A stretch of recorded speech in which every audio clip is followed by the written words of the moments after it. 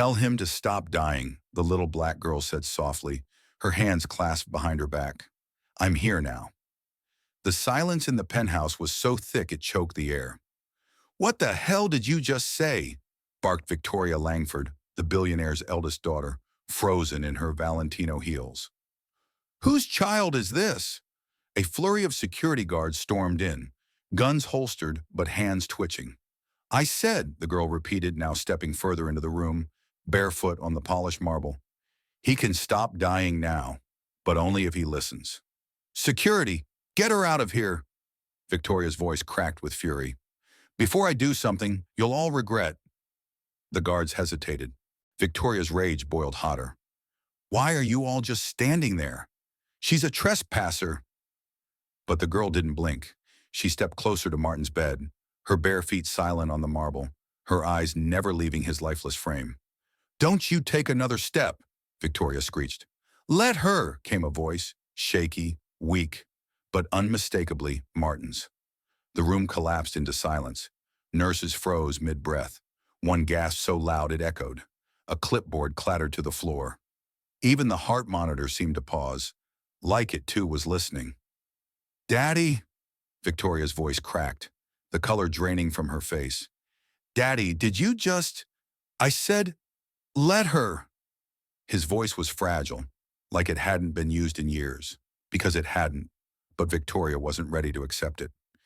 You've been unresponsive for years, Daddy. That thing is playing tricks on us. She spun toward the medical team. He's been on machines. Explain this. The lead neurologist was already flipping through his tablet, panicked. It could be electrical activity, reflexes, some misfiring of neurons. Or maybe, the girl said softly, still looking at Martin, he's waking up because someone finally listened. Victoria snapped. You little brat! If you think you're going to walk in here and hijack my father's condition for some TikTok miracle stunt? But the girl's voice remained steady, unmoved. I didn't come for attention, she said. I came because he called for help. Not out loud, not even with words, but his soul was screaming. You're insane, Victoria hissed, or possessed, or worse. Still, no one moved. No one dared interrupt the moment. Martin's eyelids fluttered again, slowly, weakly, but not enough to convince. Not yet. His mouth opened, then closed, then stilled. The machines beeped on, steady but unchanged. The girl turned slightly to face Victoria now. Her tone, still calm, became heavier, like a warning dressed in velvet. Your father's body may be quiet, but his pain is louder than this whole house. You've all been treating symptoms, but not the wound. You've buried him in silence. Victoria's hands clenched. I don't know what you're trying to prove, but if this is a scam, I'm not here to prove anything, the girl said. She turned her gaze back to Martin, whispering, not yet. Then she did something that stopped everyone cold. She sat, right there on the floor, legs crossed, hands folded in her lap, as if she were in a quiet room with an old friend. I'll wait, she said, until he's ready to come back. You'll what? Victoria's voice was shrill, hysterical. You think we're going to just let you sit on the floor like some mystic monk and... But she was already silent, still, unbothered, eyes closed, just breathing. Nobody moved. Not the nurses, not the guards, not even Victoria, who for the first time in her life wasn't sure whether to scream, cry, or run. The girl, this barefoot child with no name, no ID, no explanation, just sat, quiet, as if she belonged there more than any of them. Victoria paced, heels clicking violently against the floor. Do you people hear yourselves? This is a security breach. She could be armed, drugged, deranged. Ma'am, one of the guards said, hesitant, eyes flicking to the girl. She was searched. She doesn't even have a phone on her. Just a folded piece of paper. Victoria snatched it from his hand and unfolded it like it might bite her. A crumpled page, handwritten, faded pencil, childlike scrawl. It read, "The rich man is dying, but the child will speak life." Victoria's jaw tightened. You think this is cute? You think this is poetry? She ripped it in half, but no one flinched. Not even the girl, especially not the girl. Minutes passed, then 15, then 30. One of the doctors left to make a call. Another tried quietly rebooting Martin's monitor, convinced something was wrong with the equipment. But the girl just sat there, breathing, waiting. And that's when strange things began to happen. The air shifted, subtle at first, like the pressure in the room changed, like the air was listening. Lights above dimmed, just slightly. The temperature dropped. A nurse rubbed her arms. Is it cold in here or? And then the house plants, those towering imported palms in golden pots, tilted slightly toward the girl, as if drawn to her warmth. Another nurse whispered, I swear to God, the heart monitor just spiked for a second when she inhaled. Coincidence, another snapped, trying to hold it together. But it wasn't coincidence when the family dog, blind for years, wandered into the room, nose twitching, tail wagging, and curled up beside the girl as if she were home. That's when Victoria lost it. I've had enough of this witchcraft, she screamed, reaching for the girl's arm to drag her out. But the moment her fingers touched the girl's skin, Victoria screamed. It wasn't pain. It wasn't shock. It was memory. It hit her like lightning. In a flash of vision she didn't understand, she saw her own father, young, laughing in the rain, holding her as a child, spinning her around. But then it twisted. Images of him weeping, alone in a dark hospital room, whispering her name, begging her not to leave, not to give up. The vision vanished as quickly as it came. Victoria stumbled back, gasping, falling against the bed. No one dared speak. The girl's eyes fluttered open, just barely. She looked at Victoria, not with hatred, not with pity, but with something deeper, a kind of divine understanding. You stopped visiting him after the 3rd year, she said softly, but his heart kept waiting for you. Victoria's lip trembled. How do you know that? Who are you? The girl didn't answer. She simply turned her head slowly toward Martin. And this time, his eyelids opened. Not all the way, just a sliver, but his eyes found hers, and a single tear slipped down his cheek. The tear slid down Martin's cheek like a drop of truth. No one dared wipe it. The girl didn't move. She just looked at him, not like a nurse, not like a healer, but like a witness. Martin blinked again, slowly, each movement like lifting a mountain. His lips parted. A dry whisper followed. You know me. She nodded once. I know what they forgot. Victoria collapsed into a chair, her entire body trembling. This isn't real, she muttered. This can't be real. It is, the girl replied gently. It always was, but you were too loud to hear it. The nurse nearest the wall began to cry, not out of fear, but recognition. There was something in the room now, a presence, something that felt like truth made solid. And it wasn't just Martin, it was everyone. The maid who'd stayed on out of guilt, the private doctor who knew the medications weren't helping but kept billing anyway, the son who hadn't spoken to his father since the company scandal.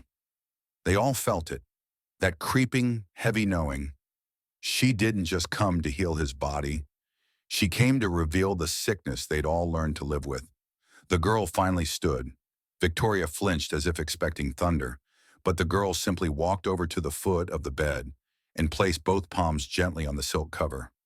Then, without looking at anyone, she said, He has 7 locks on his soul, 7 things choking his breath. No one spoke. She closed her eyes again.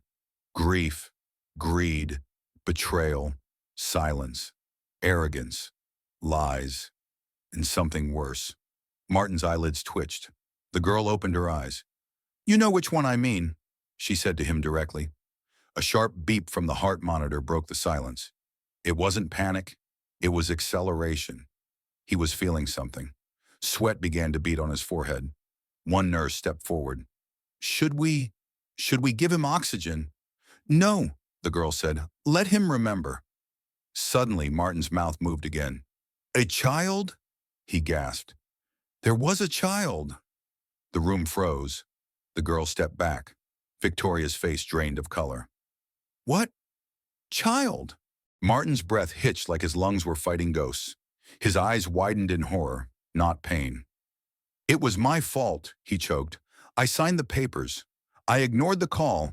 I told them to cover it up. It was just one village. Just, just one. His voice cracked into a sob. I didn't know she'd die. The room went still. Everyone knew exactly what he was talking about. Years ago, the chemical spill, the cover-up, the settlement that made it all go away.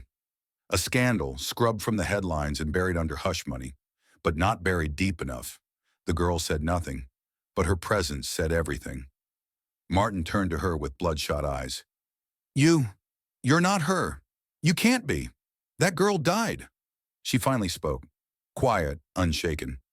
I'm not her, but I carry what she carried. Her name, her hope, her hunger for justice. Martin wept now, uncontrollably. I didn't know she was just a child. Now you do, the girl said. And still, you're breathing. The monitors held steady, but the air was different now. Something had shifted, not healed yet, but exposed. The infection no longer hidden beneath layers of wealth and silence. The girl turned toward the door. Wait, Martin rasped. She stopped.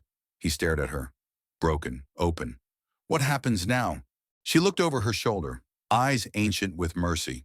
Now, she said, you don't get better until you become better. Footage leaked. Security camera stills. The moment Martin whispered, the exact second Victoria recoiled in fear. The girl sitting in silence, glowing in the middle of that cold room like a flame no one could put out. The internet went to war. Some called her a prophet. Others called her a con. A few called her the second coming. But no one could explain how she got inside a house guarded by biometric doors, 24/7 staff, and military-grade surveillance. Even the guards didn't know. I looked away for 1 second, one confessed to a reporter, and when I looked back, she was already inside. Back inside the penthouse, Martin was awake, not healed, not even fully mobile, but awake, alive in a way he never had been, even before the coma, and now he remembered everything. The child, the spill, the cover-up, the backroom deal he signed while sipping imported wine, knowing full well the cleanup crew wouldn't arrive in time. She was 9 years old. Her lungs gave out before the first responders showed up. Her name was Elia, and now he couldn't close his eyes without seeing hers. Victoria tried to bury the story, tried to silence staff, offered hush money, but this time Martin refused. No more cover-ups, he said quietly. Let them speak. And they did. Whistleblowers, former employees, villagers who were paid to keep quiet. For the first time, the name Cresswell didn't stand for innovation or luxury. It stood for everything wrong with power left unchecked. The girl, meanwhile, was gone. Just gone. No one saw her leave. No footage. No prints. Not even a name. But people started seeing her elsewhere. A burned-out teacher said she appeared in a classroom just before a violent student broke down in tears and begged for help. A nurse swore she saw the same girl humming softly in the hallway just before a coma patient blinked for the first time in years. A grieving mother in Detroit said the girl handed her a torn paper that read, "You did the best you could. He forgives you." She had no followers, no online presence, only stories. Stories that always ended with a question. Was it really her? Back in the penthouse, Martin Cresswell, billionaire, CEO, sinner, sat in a wheelchair by the window. No machines, no feeding tubes. Just him. And silence. He no longer barked orders. He listened. He read letters from victims, sent checks with no press releases. He visited the village where Elia died, walking the streets with a cane, his legs weak but moving, just enough. He set up a memorial, not in a corporate lobby, but under a tree, where the girl used to sit and watch birds before the air made her too sick to breathe. And when the journalist came to ask what changed him, he said only this: "She didn't heal my body, she exposed my soul, and somehow, that's what gave me life." In the months that followed, Martin Cresswell didn't vanish from the public eye, but he stopped chasing it. He dismantled entire divisions of his empire, redirected billions into environmental justice, clean water, and forgotten communities like the one he once poisoned with silence. He no longer gave press conferences from behind glass walls. He sat in community halls, churches, and open fields, listening to the people who once feared his name. But the question remained, who was she? The barefoot girl, the messenger, the mirror. No official record, no real trace, just a ripple in the universe that seemed to appear where the world was cracked open and gasping for truth. Some say she was just a child. Others say she was something higher, an echo of the ones we fail, a voice for those we bury under our greed, our guilt, our pride. But whether she was sent by heaven, fate, or the pain we refuse to look at, one thing is certain. She didn't come to save a man. She came to awaken a soul, and in doing so, she reminded the world of a truth more powerful than wealth, science, or medicine. Sometimes the greatest healing begins when you finally tell the truth, when you admit the harm, when you ask for something more than forgiveness, you ask for transformation. And that, friends, is where we'll leave it. Because maybe she's still out there, waiting for the next heart that's gone silent, waiting to sit barefoot in the middle of your storm until you remember who you used to be. With that said, thanks for watching. Hit that like button, subscribe, and share your thoughts in the comments. And until next time, stay open, stay kind, and never underestimate the quiet ones.